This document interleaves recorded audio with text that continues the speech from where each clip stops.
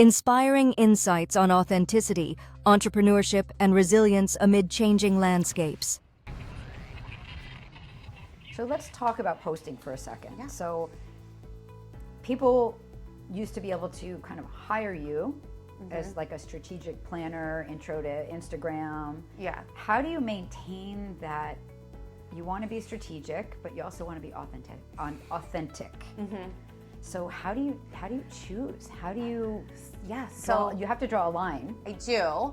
I've had some very uncomfortable conversations in my Miss Morristown career.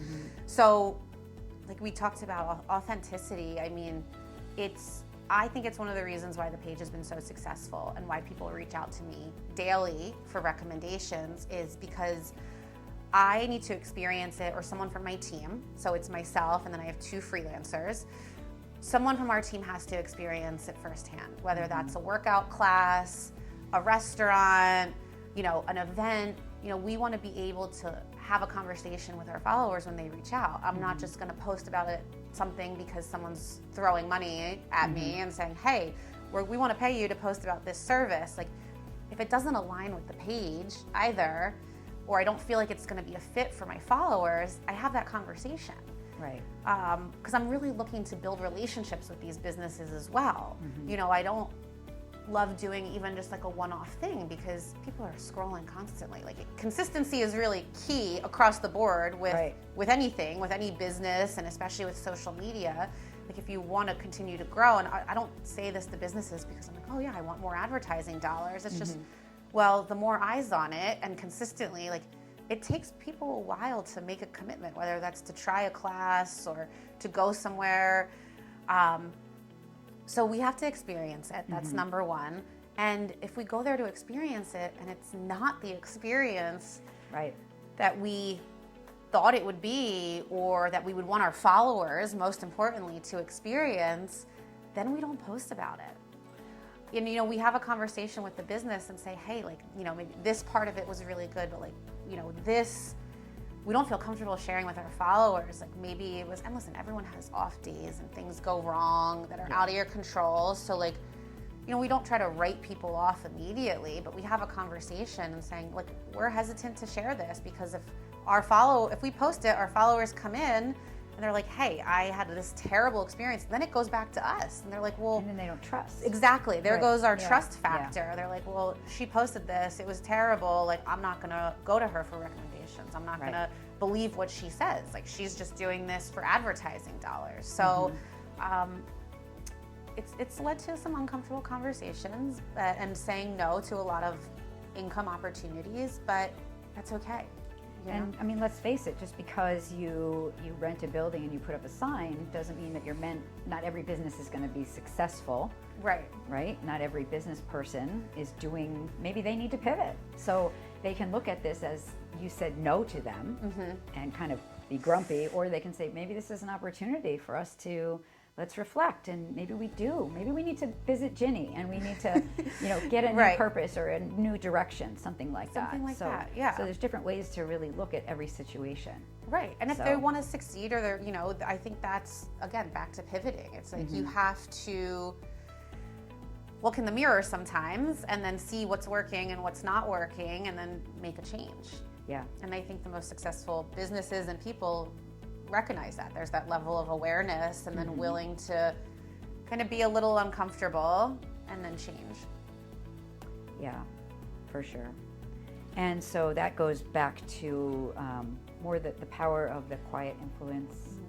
And it's got to be sad when there has to be some, like, when businesses are closing and some good friends of yours are saying, please post this, and they've been around. Guerreros, I want to say, we're going to miss you, we love you.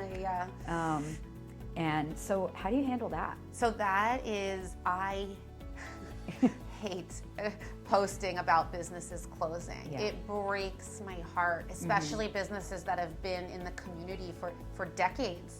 I remember going to Guerreros when I was in college, like with my roommates, and that was like our fancy, like, we're gonna get a nice bottle of wine and go there and have like the zucchini flowers when they're in season. I have so many memories there, and I was heartbroken when I woke up on like a Sunday morning and saw that they had posted the announcement of the closure, and that really stings. You know, Morristown is growing so much and there's so many new businesses coming in, but like the heart of Morristown is like, you know, we have these businesses who have been here for decades. I know. And it's like, I want everyone to succeed. Yeah. You know, I do feel like I have this like sort of responsibility for businesses to do well. I want them all to do well.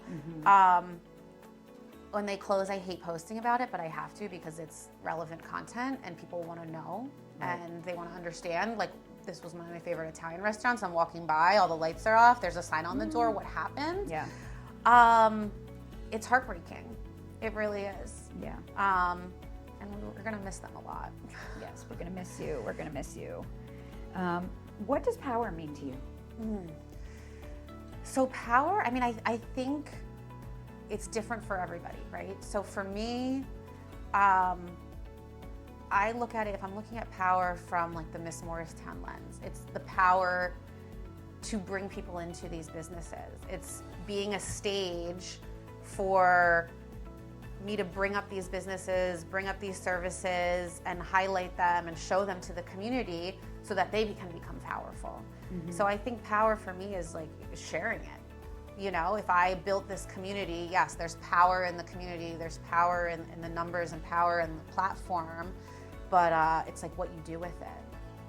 You know, I could just sit here and be like, oh, I have all these followers, I have all this, but then if I don't do anything with it, I don't know, is that really helpful? So I think it's like sharing it. Yeah. Yeah. And the way that you've gone about it, sharing it, but kind of from behind the veil. So it truly is. You've made it. It's about Morristown. It is. You're the powerful one, but it's not about you, which is not about me. That's a talent, and that says a lot about you understanding and appreciating who you are, and being strong enough to be able to say, "This is not about me." Not about me. I mean, I Yeah. think the page would be very different if I showed myself. Listen, all the business owners know me. Right. A lot of my followers from the events, they Yeah. know me. I don't really get people coming up to me. I did actually have someone, I was at Tate recently, and one of my followers came up to me and they were like, "Are you Miss Morristown?" I was like, "How do you know?" And this doesn't really happen to me. Right. And they were like, "We were at one of your events a few years ago, and like we saw some of your bridal content," and I was trying to be very strategic with the bridal content. Like, people were very impressed. They're like, "How did you have a whole video not showing your face? Like, Yeah. it's pinned to the page," but that was very much on purpose. I feel like I've avoided a lot of the downside of social media with the trolls by not posting myself, which is nice. Right. I'm not gonna lie. It's very nice to not have to deal with that. I know other people in the industry and space who have to deal with keyboard warriors, just sending the nastiest messages. I've had a few of those. I have. I remember when I got my first troll, it was kind of like a rite of passage. Like, Yeah. oh wow, okay. Like I hit the level where I have someone like sending me nasty messages. But again, it's just, I didn't, why did I switch from green to pink in the logo? Like, I really wanted it to be about Morristown. Right. And that's where the power is. Yes. The power is in having it be about the community, not about me. And over the past couple of years, there are a lot of postings, a lot of influencers posting about Morristown. There are. So, it has yeah. exploded. Yeah. So, you know, I get asked a lot, like, oh, there's this page, or do you compete with this person? And really, my number one competitor is myself, honestly, which I feel like is a very strong competitor. I'm Yeah. gonna like toot my own horn a little bit about that, but it's me trying to be better. And I know what goes into this, like the consistency and dedication. I mean, I have been doing this for years, and you know, I think in a way it's a compliment that there's other pages popping up. You know, I was very inspired by Hoboken Girl. I was, to create this page, and I've had conversations with her. I've taken her courses, like she offers courses on, you know, how to be like a local influence. I've supported her. I've had one-on-one calls with her. She's amazing. She's a powerhouse. Yeah. She really is. So there's all these other pages popping up, and I think on one hand too, it's like a testimonial to how much Morristown is growing. So it really is community It over is. competition. It is community. Right? I don't see them as competition. I Yeah. think everyone has their own kind of little niche too, whether that's more of like the foodie angle or the lifestyle angle. I try to be all encompassing. Right. I have my things that I think set me apart as a brand, like Don't Miss Out is my like weekly event roundup. Something I'm looking forward to in the coming like year or next year is just really doing more of like branding stuff and just kind of solidifying my space and my brand and my voice and going deeper with my community. Yeah. As You've it got grows. more time with the wheels on the ground. Right. So, yeah, people are really, you've got some experience now, you've got your followers now, and I think that just is going to continue to expand. Yeah. Do you remember the moment when you kind of thought like, wow, this is really going to work? Like this. Oh, that's a good question. I think there was like little moments along the way. When the first person reached out to me about doing social media management, I was like, wow, there's something here. When I hit 10,000 followers, I was like, okay, this is something here. When I would see like in other platforms, whether it was like Facebook or Reddit, people mentioning, oh, hey, like follow Miss Morristown, reach out. Like those were like little moments along the way, but I don't know if there was like one big like aha realization. I don't know. Maybe I haven't had it yet. Well, there are no coincidences. We are always exactly where we're supposed to be. If you could give a piece of advice to your younger self, what would that be? Okay, younger me, I think to not be so hard on myself. There were some definitely dark, lonely times in like terms of pivoting my life. I think whether that was career-wise, relationship-wise, Miss Morristown, I think we feel like we need to have all the answers and be exactly where we want to be at that moment. And yeah, it's uncomfortable being in the gray space, the gray area, but you learn in that and you grow and you get to where you ultimately want to be and then you keep going. So I think to just kind of forgive myself a little bit and not have that, I don't want to say shame, that's like too strong of a word, but I think just like we put so much pressure on ourselves to have it all figured out. Right. And nobody has it all figured out. No, it doesn't matter how old you are. Yeah. And I think people are doing a better job of talking about that now.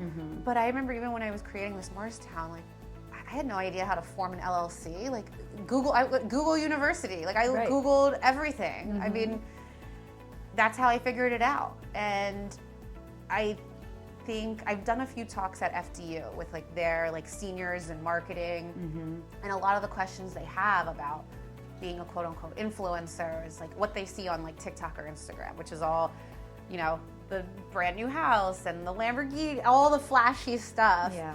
And it's like, well, how do you actually start? And like no one talks about like when you're growing a business, it's like, okay, you have to be your own accountant, your own marketer, your own this. And like very quickly you realize what your strengths and weaknesses are. Oh, definitely. Very quickly, like accounting and like the numbers part and keeping track, I was like, all right, this is bringing everything to the surface of what I need to work on. Yeah. And it's hard. Yeah, It's really hard. That school and college, they really teach you real life. No. You expect, I've got a degree now, so I want to skip the intern thing and the low-level jobs. I want to go straight to management. Yeah. And it doesn't work that way. It doesn't really work that way. And I think a lot of times people are looking for, and listen, it happens, like, especially because of social media, you can like become like an overnight celebrity. Yeah.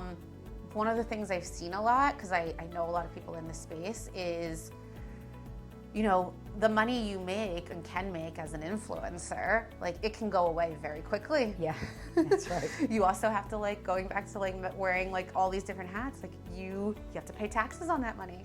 Someone pays you tens of thousands of dollars to do a post, like no taxes come out of that until the end of the year. So I've heard some horror stories about, things, and I think the influencer space is pretty glorified, and there's some dose of reality that needs to come with it too. Yes. I've had my own dose of reality too with it. Like I said, being like learning how to be an accountant, learning how to be all these things.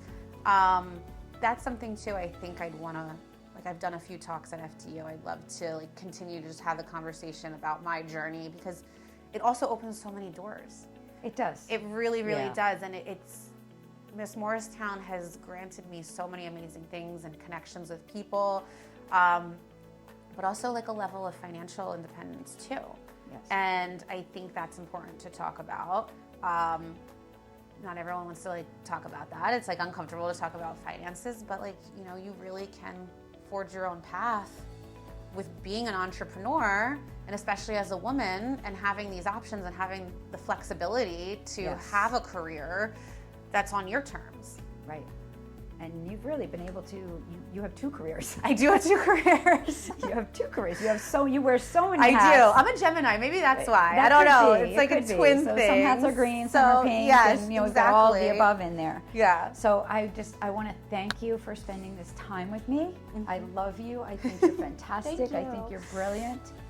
And do you have anything else? Any final remarks? No, I mean, I feel honored to be included in this series when, you know, obviously when you and Jim reached out about Powerful Women, like it's kind of still a pinch me moment. Like I feel like I'm kind of still stepping into this where I'm like, oh wow, like I am a powerful woman. Like sometimes you need to like have your own reassurance there. So it was great to be part of the series. I hope I can, not to overuse the word influence, but I hope I can influence someone who's like watching this to kind of like take that step, take a chance, see where it goes. Like, you know, I created Miss Morristown in like the living room of my apartment in Morristown, like on one night, and here we are, however many years later, and it's been amazing. So Yeah, and it's been great to see you over the years to kind of grow and develop, and yeah, you're like a different person than when I first met you, and you're getting just more beautiful every day, thank you. inside and out. Thank you so much. So thank you all for listening to this episode of Powerful Women,